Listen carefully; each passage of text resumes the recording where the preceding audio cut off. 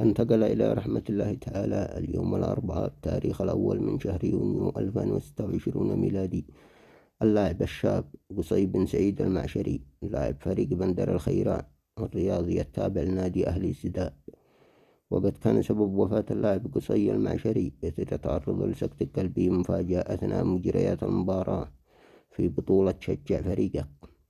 وفاة الشاب قصي المعشري فاجعة أوجعت الجميع، ومن المؤسف أن تتحول إلى محتوى لجذب المشاهدات وزيادة المتابعين، أو إلى مساحة لنشر التكهنات والاتهامات دون دليل. احترموا مشاعر أسرة الفقيد وزملائه. يقتضي التوقف عن تداول المقاطع التي تستغل المأساة، وعدم الخوض في أسباب الوفاة أو توجيه اللوم لأي شخص كان أو وجهة قبل صدور المعلومات موثقة من أي جهة مختصة. لا تنسى الإعجاب بالفيديو والاشتراك في القناة.